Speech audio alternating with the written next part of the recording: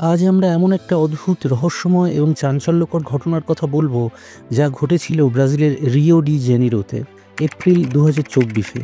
একজন মহিলা তার মৃত কাকাকে হুইল চেয়ারে করে ব্যাংকে নিয়ে গিয়েছিলেন শুধুমাত্র একটি লোনের ব্যাপারে সই করানোর জন্য। এটা ভয়ানক, রহস্যময় এবং প্রশ্নে ভরা, তাই শেষ পর্যন্ত সঙ্গে থাকুন, কারণ এই গল্পের প্রতিটি মোড়ে আছে নতুন চমক। এবং হ্যাঁ, আপনার মতামত কমেন্টে জানাতে ভুলবেন না। এপ্রিল 16, 2024, ব্রাজিলের রিও ডি জেনিরোর একটি ছোট ব্যাংক শাখা, নাম ইটাও ব্যাংক। ব্যাংকের ভেতরে সাধারণ দিনের মতোই কাজকর্ম চলছে। কিছু গ্রাহক লাইনে দাঁড়িয়ে, ক্লার্করা তাদের কাজে ব্যস্ত, কিন্তু হঠাৎ একটি অদ্ভুত দৃশ্য সবার নজর কাড়ে। একজন মহিলা নাম এরিকা ডিসুজা ভিয়েরা নুনেস একটি হুইল চেয়ারে একজন বয়স্ক ব্যক্তিকে ঠেলে ব্যাংকে প্রবেশ করেন। এই ব্যক্তি, যাকে তিনি তার কাকা বলে দাবি করেন, দেখতে অসুস্থ, ফ্যাকাশে এবং নিশ্চল। তার চোখ বন্ধ, মুখ ফ্যাকাশে এবং শরীর নিথর। কিন্তু এরিকা বেশ শান্ত, এমনকি হাসি মুখে ক্লার্কের সাথে কথা বলছেন। তিনি বলছেন তিনি এসেছেন 17,000 ব্রাজিলিয়ান রিয়াল, অর্থাৎ প্রায় $3,250 একটি লোনের জন্য। এই লোনের জন্য তার কাকার সই দরকার। তিনি ক্লার্ককে বলেন তার কাকা এই লোনের জন্য সম্মতি দিয়েছেন এবং তিনি শুধু সই করাতে এসেছেন। কিন্তু এই দৃশ্যে কিছু একটা অস্বাভাবিক মনে হয়। ক্লার্করা লক্ষ্য করেন এই বয়স্ক ব্যক্তি একদম নড়ছেন না, তার মাথা বারবার পেছনে ঝুঁকে পড়ছে, তার হাত নিথর, তিনি কিছুই বলছেন না। এরিকা তবুও শান্তভাবে বলেন তার কাকা একটু অসুস্থ, কিন্তু সই করতে পারবেন। এখান থেকেই শুরু হয় এক অবিশ্বাস্য ঘটনার সূত্রপাত। ব্যাংকের ক্লার্করা আরও কাছ থেকে পর্যবেক্ষণ করতে থাকেন। তারা দেখেন এই বয়স্ক ব্যক্তি, যার নাম পাওলো রোবার্তো ব্রাগা, একেবারেই সাড়া দিচ্ছেন না। তার শরীরে কোনো প্রাণের চিহ্ন নেই, তার মাথা বারবার পেছনে ঝুঁকে পড়ছে এবং এরিকা বারবার তার মাথা ধরে সোজা করার চেষ্টা করছেন। ক্লার্কদের মনে সন্দেহ জাগে। তারা ভাবেন এই ব্যক্তি কি সত্যিই অসুস্থ, নাকি এর পেছনে অন্য কিছু আছে। ব্যাংকের সিকিউরিটি ক্যামেরায় ধরা পড়ে একটি অদ্ভুত দৃশ্য। এরিকা হুইল চেয়ারে বসা পাওলোর হাতে একটি কলম ধরিয়ে দিয়েছেন। তিনি তার নিথর হাত ধরে কাগজে সই করানোর চেষ্টা করছেন, কিন্তু পাওলোর হাত নড়ছে না। এরিকা তাকে বলছেন, কাকা তুমি শুনছো, তুমি সই করো, তুমি সই না করলে আমি তো কিছু করতে পারবো না। তিনি এমনকি বলেন, কাকা তুমি ঠিক না থাকলে আমি তোমাকে হাসপাতালে নিয়ে যাব। কিন্তু পাওলো কোনো উত্তর দিচ্ছেন না, তার চোখ বন্ধ, মুখ ফ্যাকাশে। ব্যাংকের ক্লার্কদের মনে এই দৃশ্য দেখে আরও সন্দেহ দানা বাঁধে। একজন ক্লার্ক বলেন, ইনি তো ঠিক নেই, দেখে মনে হচ্ছে খুব অসুস্থ। এরিকা কিন্তু শান্তভাবে বলেন, ও ঠিক আছে, ও এমনই থাকে। ক্লার্করা এত সহজে বোকা বুনতে রাজি ছিলেন না। তারা লক্ষ্য করেন পাওলোর শরীরে কোনো নড়াচড়া নেই। তারা গোপনে এই পুরো ঘটনার ভিডিও রেকর্ড করতে শুরু করেন। এরিকা বারবার পাওলোর মাথা ধরে সোজা করার চেষ্টা করছেন, কিন্তু তার শরীর নিথর।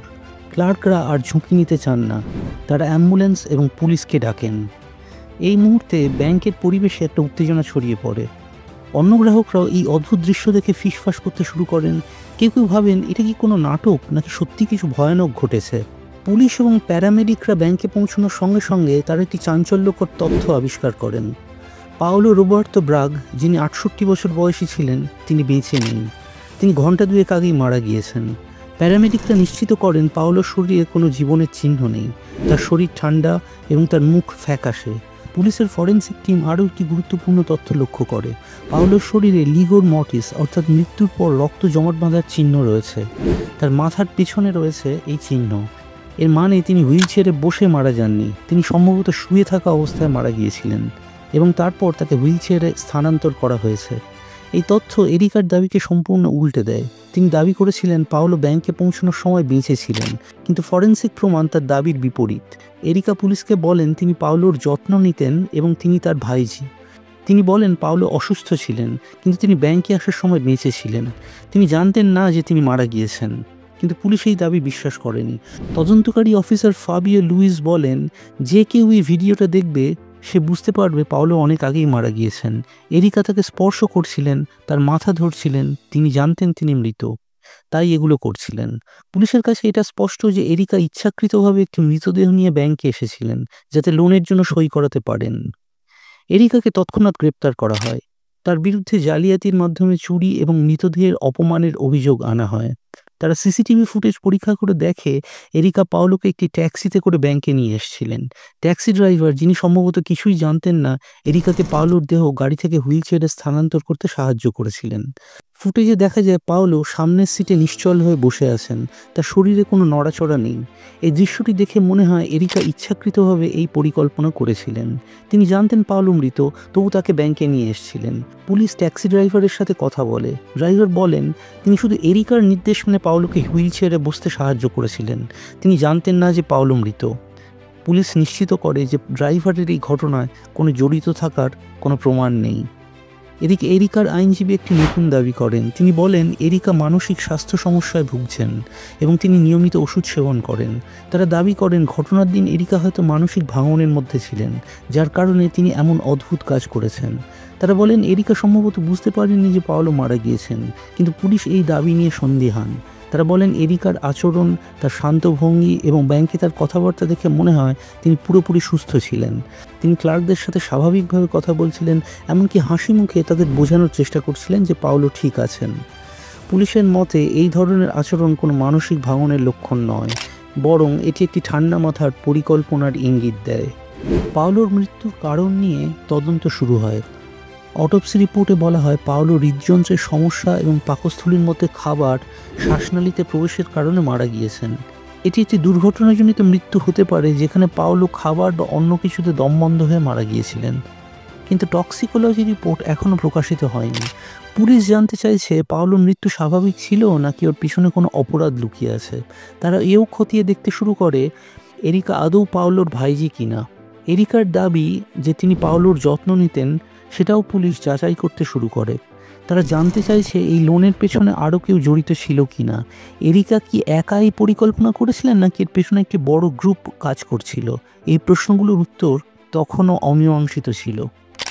এই ঘটনার ভিডিও যখন সোশ্যাল মিডিয়ায় ভাইরাল হয়, তখন ব্রাজিল এবং সারা বিশ্বের মানুষ হতবাক হয়ে যায়। ভিডিওতে দেখা যায় এরিকা পাওলোর নিথর হাত ধরে সই করানোর চেষ্টা করছেন। তার শান্ত ভঙ্গি এবং পাওলোর নিশ্চল শরীর দেখে মানুষের মনে নানা প্রশ্ন জাগে।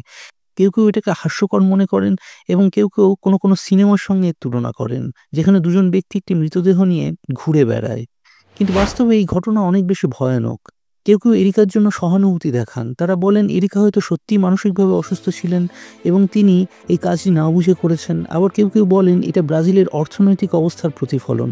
দেশের অর্থনৈতিক সংকটের কারণে মানুষ এমন হতাশাজনক অবস্থায় চলে গেছে, তারা এই পদক্ষেপ নিতে বাধ্য হচ্ছে। কেউ কেউ এরিকার নিন্দা করেন, বলেন যে এটি একটি নির্লজ্জ অপরাধ। সোশ্যাল মিডিয়ায় এই ঘটনা নিয়ে বিতর্ক ছড়িয়ে পড়ে। কেউ কেউ বলেন এরিকার উচিত কঠোর শাস্তি পাওয়া, আবার কেউ বলেন তার মানসিক স্বাস্থ্যের বিষয়টি বিবেচনা করা উচিত। এই গল্পটা শুধু একটি অদ্ভুত ঘটনা নয়, এটা আমাদের মনে অনেক প্রশ্ন জাগায়। এরিকা কেন এমন ঝুঁকিপূর্ণ কাজ করলেন? তিনি কি সত্যিই ভেবেছিলেন যে কেউ বুঝতে পারবে না, নাকি এর পেছনে অন্য বড় কোনো পরিকল্পনা ছিল? তিনি কি একাই কাজ করেছিলেন নাকি অন্য কেউ তাকে সাহায্য করেছিল? পাওলোর মৃত্যুর পেছনে কি কোনো গোপন সত্য লুকিয়ে আছে? অটোপসি রিপোর্টে যে কারণ উল্লেখ করা হয়েছে তা কি পুরো সত্যি, নাকি এর পেছনে কোনো অপরাধ লুকিয়ে আছে? এরিকা কি সত্যি পাওলোর ভাইজি, নাকি তিনি অন্য কোনো উদ্দেশ্যেই দাবি করেছিলেন? এই লোনের টাকা তিনি কেন নিতে চেয়েছিলেন? এই প্রশ্নগুলোর উত্তর পেতে পুলিশ তদন্ত চালিয়ে যাচ্ছে, কিন্তু এখনও অনেক কিছু অজানা। এই ঘটনা আমাদের মনে করিয়ে দেয় বাস্তব জীবন কখনো কখনো কল্পনার চেয়েও অদ্ভুত হতে পারে। একজন মানুষ কিভাবে এমন একটি কাজ করতে পারে? এরিকার মনে ঠিক কী চলছিল যখন তিনি একটি মৃতদেহ নিয়ে ব্যাংকে গিয়েছিলেন? তিনি কি ভেবেছিলেন যে এই পরিকল্পনা সফল হবে, নাকি তিনি সত্যি এমন একটি মানসিক সমস্যায় ছিলেন যেখানে তিনি ঠিক ভুলের পার্থক্য বুঝতে পারেননি? এই ঘটনা শুধু একটি অপরাধের গল্প নয়, এটা আমাদের মানুষের মনে জটিলতা, সমাজের চাপ এবং নৈতিকতার প্রশ্ন তুলে ধরে। ব্রাজিলের অর্থনৈতিক অবস্থা, যেখানে অনেক মানুষ দারিদ্র্যের সাথে লড়াই করছেন, এই ঘটনার পটভূমি হিসেবে কাজ করেছে। কিন্তু এটা কি এরিকার কাজকে ন্যায্যতা দেয়, নাকি এটা আমাদের সমাজের আরও গভীর সমস্যার ইঙ্গিত দেয়? এই গল্পের সবথেকে চমকপ্রদ দিক হলো এর অদ্ভুত ব্যাপার। একজন মানুষ কিভাবে এতটা শান্তভাবে একটি মৃতদেহ নিয়ে ব্যাংকে যেতে পারেন? এরিকার আচরণ দেখে মনে হয় তিনি পুরোপুরি সচেতন ছিলেন। তিনি ক্লার্কদের সাথে স্বাভাবিকভাবে কথা বলছিলেন, এমনকি পাওলোর অসুস্থতার কথা বলে তাদের বোঝানোর চেষ্টা করছিলেন। কিন্তু তার এই শান্ত ভঙ্গি কি তার অপরাধবোধের অভাব নির্দেশ করে, নাকি এটা তার মানসিক অস্থিরতার লক্ষণ? এই প্রশ্নগুলো আমাদের মনে ঘুরপাক খায়। এই গল্প শুনে আপনাদের কি প্রশ্ন জাগছে মনে? এরিকা কি একাই পরিকল্পনা করেছিলেন, নাকি এর পেছনে আরও কেউ ছিল? পাওলোর মৃত্যু কি সত্যি স্বাভাবিক ছিল, নাকি এর পেছনে কোনো গোপন ষড়যন্ত্র আছে? এরিকার মানসিক স্বাস্থ্যের দাবি কি বিশ্বাসযোগ্য, নাকি এটা তার একটা শাস্তি এড়ানোর কৌশল? এই গল্পের কোন অংশ আপনাকে সবথেকে বেশি চমকে দিয়েছে? কমেন্টে জানান। আর সাবস্ক্রাইব করুন, লাইক করুন। ধন্যবাদ।